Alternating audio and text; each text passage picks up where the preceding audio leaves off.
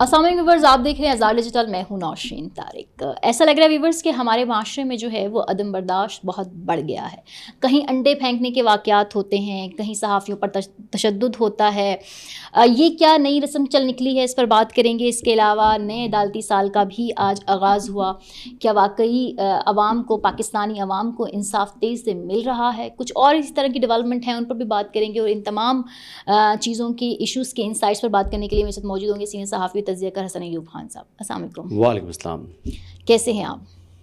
خوش نہیں ہوں جی، خوش نہیں ہوں، بالکل خوش نہیں ہوں۔ یہ اڈیالہ کے باہر کیا تماشا لگا ہے؟ یہی بات ہے نا، دیکھیے آپ نے کہا کہ یہ عدم برداشت ہے، یہ عدم برداشت کا معاملہ نہیں ہے جی، معذرت، اس کو عدم برداشت نہیں کہیں گے، اس کو انتشاری رویہ، یہ وہ انتشاری رویہ ہے جو ایک ٹولے نے اپنایا جب تحریک انصاف کے کارکنان کو گرفتار کیا گیا تھا اور تھانے کے اندر جو ہے ان کو بند کیا گیا تھا، تو عمران خان خود جا کر انہوں نے تھانے کا وہاں پر کارکنان کو لے گئے تھے اور اپنے کارکنان کو ریلیز کرایا تھا۔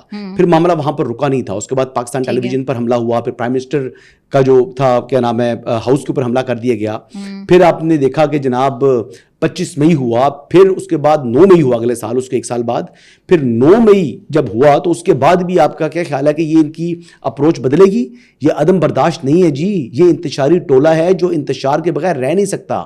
آپ دیکھ لیں کہ سوشل میڈیا کے اوپر ایک دوسرے کے ساتھ دستوں گریبان ہے، جب حکومت نہ ہو تو آپس میں لڑنا شروع کر دیتے ہیں، اور جب ان کے ساتھ یہ رویہ اختیار کیا جائے تو کہتے ہیں جی کہ ظلم ہو رہا ہے، جبر ہو رہا ہے۔ دیکھیں جس طریقے سے مغالطات بکی گئیں، جس طرح سے گھٹیا زبان استعمال کی طیب بلوچ کے خلاف، یہ کوئی یعنی مہذب لوگ اس طرح کرتے ہیں؟ یہ کوئی سیاسی جماعت کا رویہ تھا؟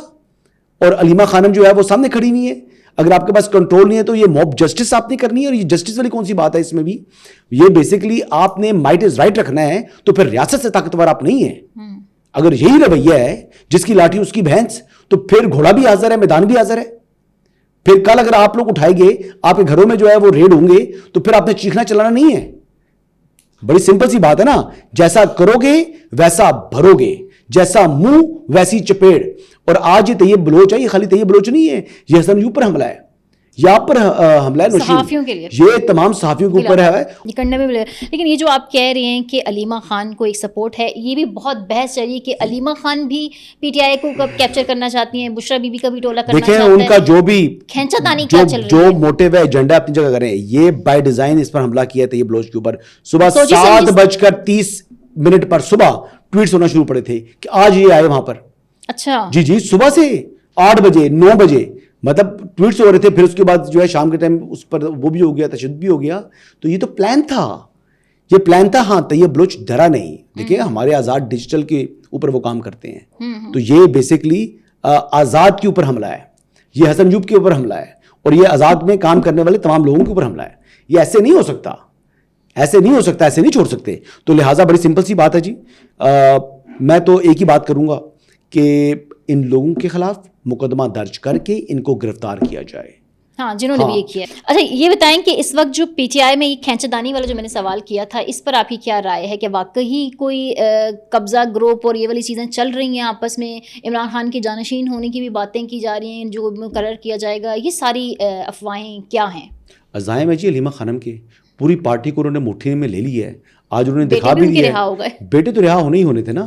اب بات یہ ہے کہ علی امین گنڈا پور اور بشرا بیگم گروپ دونوں مل چکے ہیں علیمہ خان کے مقابلے میں، اور جو نیشنل لیول کی قیادت ہے وہ ویسے ہی بگی بلی بنی ہوئی ہے۔ اور جو میں اگزامپل دے رہا ہوں، وہ برکی صاحب ہیں، پھر وہ عاطف صاحب ہیں، جبران الیاس صاحب ہیں جو امریکہ میں بیٹھے ہوئے ہیں،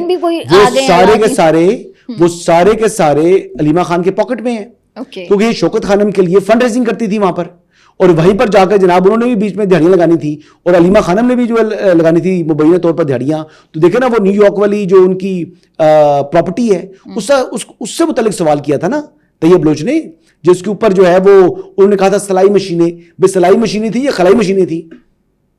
پوچھنے کی بات ہے نا۔ سلائی مشینوں سے جو انکم تھی، کیا اس کے آپ نے پیسے باہر بھجوائے ہیں؟ آپ نے دکھا دیں، ریکارڈ دکھا دیں۔ نواز شریف سے تو آپ نے مانگا تھا نا اس زمانے کا کہ جناب وہ ہل میٹل کہاں سے آ گئی اور فلاں جو ہے وہ مل کہاں سے آ گئی، تو وہ آپ نے کہا تھا چوری نہیں کی تو تلاشی دو، تو آپ بھی دینا تلاشی، آپ کیوں نہیں دیتے تلاشی؟ اچھا اس سوال کے وہ اوپر سارا تو ہوا ہے؟ معاملہ نواز شریف صاحب اس وقت ٹھیک ہے وہ پراپرٹی ان کے اپنے نام نہیں تھی, وہ پراپرٹی نواز شریف صاحب کے والد صاحب نے پرچیز کی ہے اور دادے نے خرید کر پوتے کو دی تھی. اس میں نواز شریف صاحب کا ذکر نہیں تھا, اس میں علیمہ خانم کا ذکر ہے. ٹھیک ہے, اور پھر وہ جس طریقے سے جناب وہ نمبر ٹانگنے کے لیے نعیم حیدر پنچوتا بول رہے, ٹھیک ہے, کوئی اخلاقیات ہوتی ہیں. ابھی دیکھیں اگر نعیم حیدر پنچوتا جیسے لوگ ابھی شام کو ٹیلی ویژن چینل پر بیٹھے ہوں اور جو ہے اس طرح کا تشدد کرایا ہو صحافی کے اوپر, تو پھر میں کہوں گا پھر شرم آنی چاہیے ان ٹیلی ویژن چینلز کو جو ایسے لوگوں کو بلائیں. اچھا یہ بتائیں کہ یہ جو عمران خان کی طبیعت کے حوالے سے خبریں ہیں کہ ان کی طبیعت جو ہے وہ ٹھیک نہیں ہے, ان کی رپورٹس ٹھیک نہیں آئی ہیں, کچھ ہمارے سینئر صحافی بھی, کچھ اینالسٹ بھی یہ کہہ رہے ہیں کہ ان کے بنی گالہ منتقل ہونے کے چانسز ہو سکتے ہیں, یہ اس کی تیاری ہو سکتی ہے. یہ جو اڑتی لوگ چھوڑتے ہیں نا ان کو میں شاہی جھوٹا کہتا ہوں. یہ کوئی سینئر صحافی ہیں یا جونیئر صحافی ہے, میں نہیں جانتا کون ہے.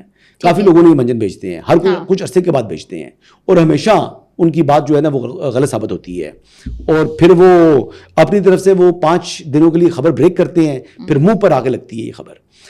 یا کئی ایسے ہوتے ہیں کہ جو خبر کسی اور نے دی ہوتی ہے اس خبر کو اپنا بنا کے پیش کرتے ہیں.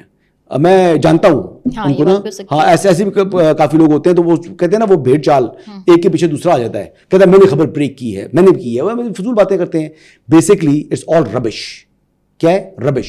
اڈیالہ کا چانسلر اپنی مدت پوری کرے گا, میں کلیئرٹی سے بات کر رہا ہوں. ہاں وہ وہاں پر جیل ہی ہے, اڈیالہ میں ہی ہے, اور طبیعت کوئی خراب نہیں ہے, صرف کان کا مسئلہ ہے ان کو, اور وہ ان کی ایج کے ساتھ ہو جاتا ہے انسانوں کو, وہ کافی ان کا جو ہے وہ علاج ٹھیک طریقے سے نہیں ہوا, ایک کان سے کو پرابلم ہے.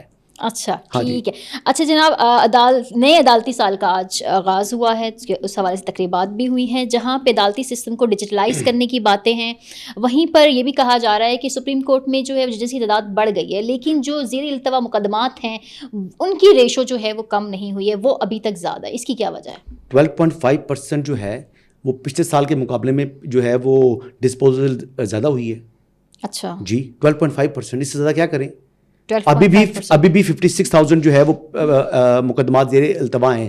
56,000 سمجھ لیں 57,000 کر لیں, ٹھیک ہے, تو 62 سے 57 ہو گئے, تو نئی کیسز کا جو ہے دائرے بھی تو ہوتے ہیں نا, وہ ختم تو نہیں ہوتا کام, تو وہ بیچ میں شامل ہو جاتا ہے. تو بیسکلی ڈسپوزل زیادہ ہے, اور سپوزٹلی پہلے اگر تھے, سپوزٹلی میں بتا رہا ہوں 30,000 سے, تو اب 70,000 کے قریب جو ہے وہ کیسز ڈسپوز آف ہوئے ہیں. اوکے جی پہلے بھی ہوتے تھے, لیکن اس مرتبہ 70,000 کے قریب کیسز ڈسپوز آف ہوئے ہیں ایک سال کے اندر. تو ایک میرے خیال سے اچھی سمت ہے, اچھی سمت کے اوپر جو ہے یہ معاملہ بڑھ ہے. پھر دیکھیں رولز بن چکے ہیں سپریم کورٹ کے رولز 2025, پھر اس کے علاوہ جو سپریم جوڈیشل کونسل ہے اس کے رولز بن چکے ہیں. اس کے علاوہ جوڈیشل کمیشن کا اجلاس ریگولرلی ہو رہا ہے. Judicial commission law and justice commission کو فعال کر دیا گیا ہے. اور کیا کریں گے ایک سال کے اندر, یہی ہوتی ہے پروگرس. ہاں ججز کی تعداد بڑی ہے تو پھر کام بھی تو بہتر ہو رہا ہے نا.